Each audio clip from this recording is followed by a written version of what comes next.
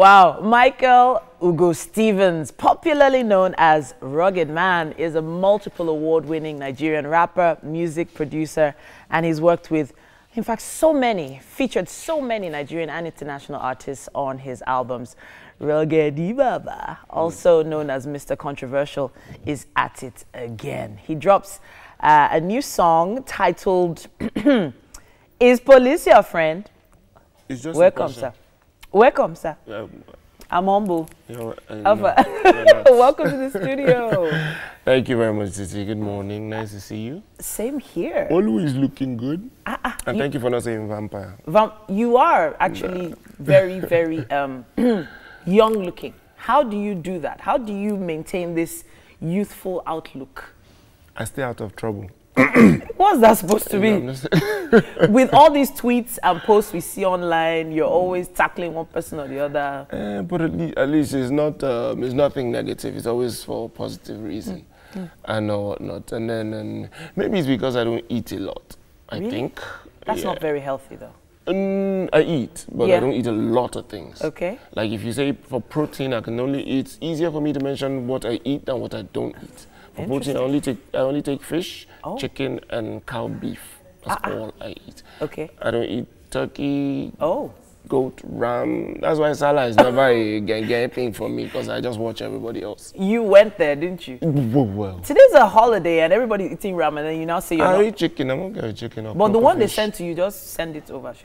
Some don't even send because they know. Okay. They know. It's either I won't eat it or I'll just give somebody else. All right, I can see a sporty look going on here. I know you're doing something very sporty. Something's coming up. Yes, it's actually this weekend, 2nd and 3rd of September. Okay.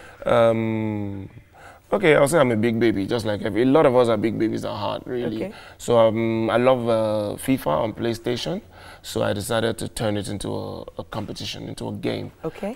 You know, where people come play and then win stuff. All right. I'm a big Manchester United fan. Okay. Yeah. There were three bigs, like big Manchester United fans. So are you saying that all the Chelsea fans and Arsenal fans should just tune out, like right now? Sorry, what are those? The football fans. Okay, I don't know. I don't really know much about those ones, but you know, for me, it's all Manchester. So I decided to do. It's called Rugged Premier League. It's a FIFA PlayStation competition. Okay. Yeah. So PS4. Yeah, PS4. Okay. So did you know I used to tan? Well, I'll see you there tomorrow. There's no time. I would have shown you some of my skills. Oh no, not today. Don't worry. Tomorrow. But you're taking this really seriously. You even opened a website. Like, I'm like. But it's usually the right thing to do. Okay. You understand? If you don't take something serious, then people won't take it serious. You know, and then I know, yes, you know, when I tell someone it's a FIFA PlayStation, they're like, really? Somebody was like, is that not for kids? And I'm like, well, the last time I checked the PlayStation factory, I didn't see any 6-year-old coupling games. Okay. All right, but I'm thinking, you know, this is a really strong move. Like, okay, so it's a competition. Yes. Why make it a competition? Why not just make it recreational? You know, why not just have people come hang out once a week and then be done with it if it was like a hobby? That's like saying, why not make everybody just walk into the Premier League, Old Trafford, and just play and hang out and then go home? There won't be any bragging rights. There won't be any reason for me to say, Arsenal won't do anything this season. There won't be any reason to say, look at who's scoring for Man U, and we're doing good. You understand? So there has to be that bragging right. If it's free for everybody, if it's easy, recreational, like you said, you know, there won't be any reason for anybody to be proud. There won't be any winner. There won't be any bragging rights. All right then. You understand? So right now, everybody wants to come in to represent with their teams, just like, you know, in the like in the Champions League. When you say everybody, yes, do you really mean everybody? What sort of responses have you been getting? A lot of people. I even have women who have registered. Like how many women? I think like 4 women have registered. Seriously? Yes. Okay, so there are a lot of people coming for this event. By God's grace. But do you think they're coming because it's PS4 or they're coming because you, Rugged Man, asked them to come? By God's grace, I pray it's 50-50. Okay. Because if it was, I've been to places where they do stuff like this, just to play games. Not because I was Rugged Man, but because I love playing. Trust me, when you watch people play PlayStation and you watch people watch live matches, the feeling is almost the same. Amazing. Okay, okay. I'll take your word for it because, you know, it's been a while, but back in the day when I was a little younger. Oh, as in yeah, Tente and... my children are watching. I can't be playing games. So. No, but they know you have history now. They know, they're not the only ones. Speaking of history, what is it I remember you from back in the day. You know, you used to dance. You used to really. I still do it. I still dance. I still do it. Where? Anywhere now. Okay. Anywhere dancing is needed. Okay. Yes. Is it not dancing? So what are we hearing about this song of yours? Which one? Is Police Your Friend? Yeah. Good things, because now it's become like should I call it like a, it's become like a what's the word? Should I call it, no, it's not call it a campaign. Okay. You know, I won't say I've become an activist, though people have already been calling me that. You know, but basically, I realized that the police harassment was getting a bit on the increase, and so I just decided to do something about it through music as usual. So I did the song, and I aptly titled it "Is Police Your Friend?" to create talk. Okay. So anytime I go, "Is police your friend?" I know the kind of reactions I get. No, lie, never. No, is it always no, never though? It's always been no, never. But since I've gotten into this, since I've actually been doing like a radio tour, going around talking about it, talking about the song, using the song to talk to people, enlighten the police. Yeah. You know, and you won't believe the kind of stories I've heard. Okay. You know, terrible experiences people have had. But through me, for me anyways, I know at least 3-4 people who have had great experiences. Like the last one was 3 guys who were like harassed at Aja. Okay. You know, and all whatnot. One had his shirt ripped off and everything. Okay. But I got involved, and I got the police PRO involved and all whatnot. Okay. And at the end of the day, they gave him back the money that was gotten from him. Wow. Plus extra for hospitals. His brother's phone that was broken they bought him a new one. He got an apology from the police, and the officers he was actually shown the officers who harassed him, they were in cell. Wow. And the one that collected money from him was dismissed. Okay. You understand? So even when he called me, I was telling me all this over the phone, he sounded like in shock, like he never believed anything like that could happen. Okay. You know, so even nowadays, when anything happens that has to do with the police, people just go, just tag Rugged Man, no worry. Just tag Rugged Man. But that's a lot of pressure though. You have a few 100,000 followers, you know, it's just a few 100,000. Well, we thank God there's not a few 100,000 people that get harassed in the same day, same time. Okay, but then the pressure, the back end of your Instagram and your Twitter. Yes. What sort of, how do you handle that? Well, I've been handling a whole lot from day one. Okay. So I'm good with it. I thank God I'm good with it. So it's something, and I'm not doing it because I want to get paid or something. I just do it because I feel I'm in a position where I can be heard. I'm in a position where I can do something positive.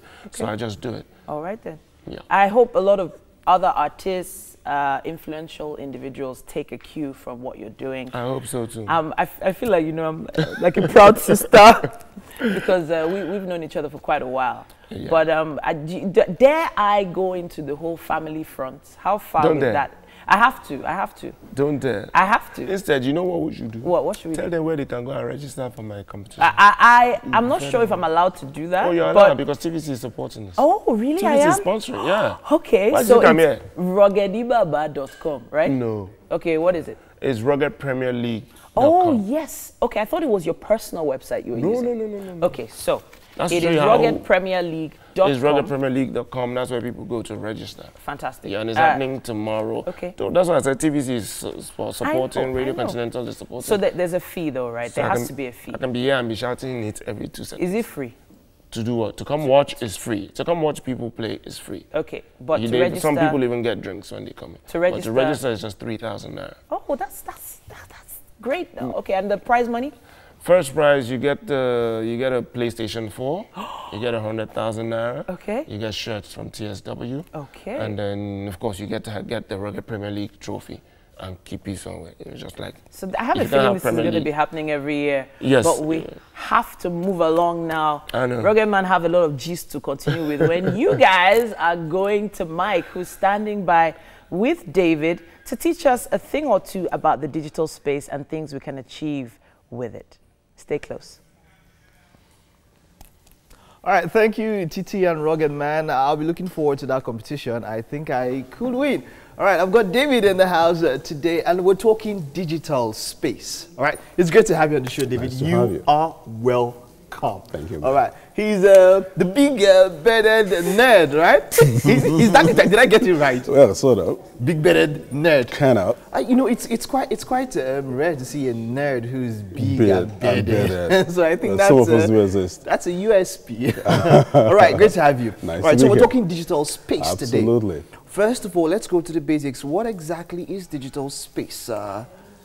I would say it's the new world. It's the new world, right? And the real world. The real world. Yeah. Okay, you know what happens now? We're going to show you a very short clip, right? All right. Let's talk a bit of, let people see some numbers, some stats, and maybe they'll have a clear understanding of what we're talking about, right? Absolutely. Okay, so let's just show you this short clip, and we will be back with David, and we're talking digital space.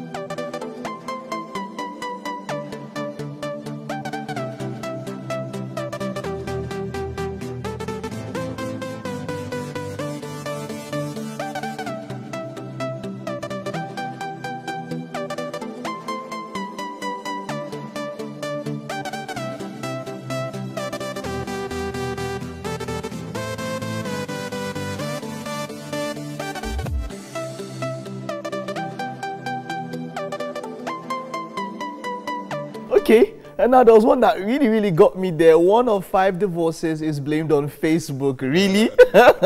Really? That one got to me. I mean, everybody is on Facebook right now. Sure. Housewives are on Facebook, husbands are on Facebook, yeah. stuffs are happening on Facebook. Wow. Yeah, but I'm more interested in the Morse law. Okay, That all right. states that technical information will double every 2 years. Okay. Now, that's kind of scary, and that has been bringing about a lot of changes. Imagine this. Several years ago, I think in the 60s, there was this huge computer, you know, at MIT. Yeah, okay. So huge, I mean, it occupied a whole building. I remember seeing that picture. Yeah. Very large And picture guess and all what? The memory of that gigantic computer, I think it was around 256 KB. Floppy. KB. Like a floppy drive. You No, know? they were even using magnetic tape then. I know what I'm Very saying. huge That's, stuff. That's it was that big, but then it could get that was just about the size of a floppy drive and all of floppy that. drive, Now, yeah. 256 KB. Today, we have phones that are taking 128 gigabytes. Yeah, sure. All right, and so this big computer was used to process the data that they use in going to the moon and all of that. But Wow. today, that has been translated to a very small device that we now carry. It's more powerful. So the computer that was occupying a building Yeah. in the 60s has been miniaturized to go into your pocket. Guess what? Project that 10 years down the line. It Okay. means what you have in your pocket today could be so small it can go into your bloodstream. Wow. The question is, where will your day-to-day activity be when it gets there? It's interesting to know that the first phone came in 2007. Okay, you were talking about Morse law. Yeah. Yeah. What exactly is that law? It's talking about technical information doubling every 2 Doubling, years, all right, every okay. 18 months. All right, That okay. is called the Morse law of semiconductor. It's kind of lends to miniaturization, Okay. Ability to make technology, smaller, more compatible, and more powerful. More powerful. Okay, cool. All right. That has changed the way everything is. You see a lot of things coming together, being integrated into one. We used to have the calculator. We used to have, radio and all that, TV. But now you have them integrated into a single device. All right, go ahead. So how does one take advantage of all of this? Now, we've seen so much. We've seen figures. If Facebook was a country, it would be the largest country in the world. world. And all of that. We know how many people are online. How does the woman out there at home, How do they take advantage of technological evolution? Now, the interesting thing is that everybody has got access to this. Okay.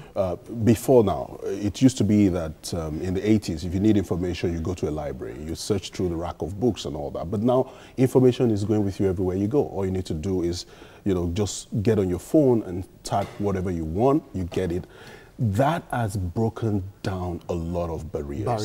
So wow. somebody in the village has got the same opportunity as you and I in Lagos. In the metropolis. And absolutely, they can get done. They can get things done, even while you're busy with traffic and try. So it has brought us a new vista of opportunity. Okay. That all we need to do is come to the realization of that fact that right now I have nothing holding me back other than my ability to imagine things. Okay. If you can imagine it, then you can achieve it with technology. Wow. I like this guy. I wish we had so much time, but then David is going to be a regular feature on Wake Up Nigeria. We'll get to see him more and pick his brain more and talk to him more. Thank you very much for coming, David. Thank you, man. Thank you very much. Nice to be here. All right, we'll take a short break, and when we get back, it's Beyonce and Mary. And I said the reason why she wasn't smiling, I think, is because of her team. They didn't buy it. But then all that will be after this short break.